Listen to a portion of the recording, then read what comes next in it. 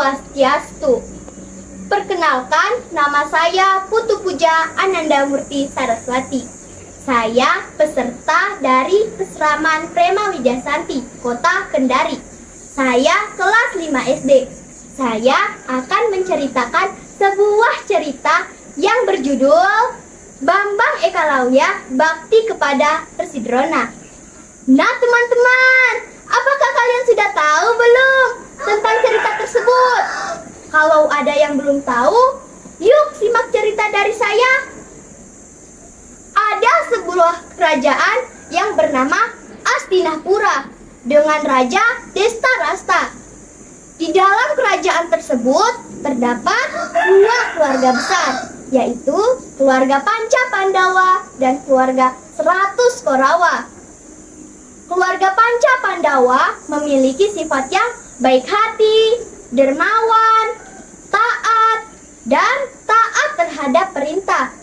Sedangkan keluarga 100 Korawa memiliki sifat keluarga yang loba, tamak, egois, selalu ingin berkuasa, dan tidak taat terhadap perintah.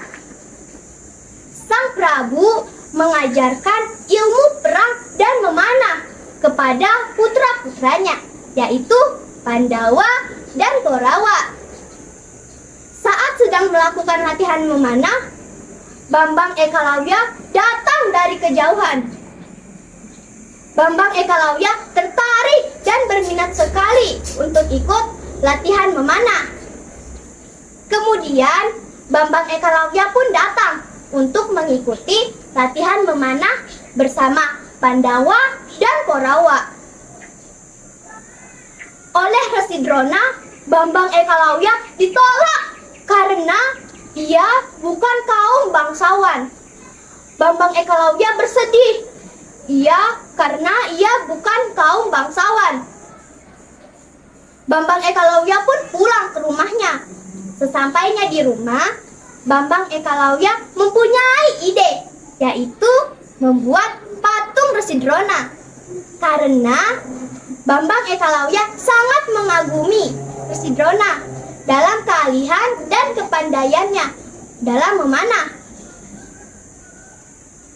Setiap hari patung itu dipuja dan dihormati oleh Bambang Ekalawya sebelum latihan memanah.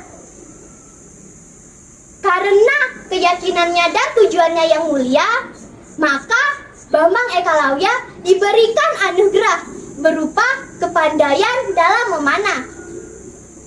Singkat cerita, Residrona mengajak murid-muridnya untuk latihan memanah. Kemudian Bambang Ekalawya pun melihat ia ingin sekali menguji kemampuannya. Setelah diadakannya uji coba, ternyata Bambang Ekalawya selalu tepat sasaran dalam memanahnya. Murid-muridnya Residrona pun heran, termaksud Residrona. Residrona pun bertanya kepada Bambang Ekalawya, "Siapakah yang mengajarimu dalam memanah?" Tanya Residrona. Bambang Ekalawya pun bercerita tentang ia membuat patung dirinya yang untuk disembah dan dipuja. Mendengar cerita Bambang Ekalawya, Residrona marah karena ia membuat patung dirinya tanpa seizinnya.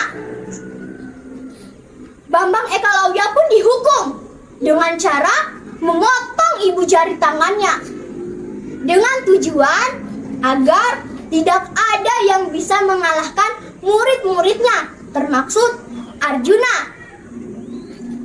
Nah teman-teman, apakah kalian sudah tahu belum tentang kesimpulan cerita tersebut? Yang pertama, sebagai murid harus hormat dan berbakti kepada guru. Yang kedua, sebagai murid harus memberikan guru daksina sebagai ucapan terima kasih kepada guru yang telah memberikan kita ilmu pengetahuan. Yang ketiga, kita lebih meyakini lagi bahwa yang memberikan anugerah kepada Bambang Ekalawya adalah Guru Swatyaya atau Tuhan yang Maha Adil dan Maha Penyayang terhadap umatnya.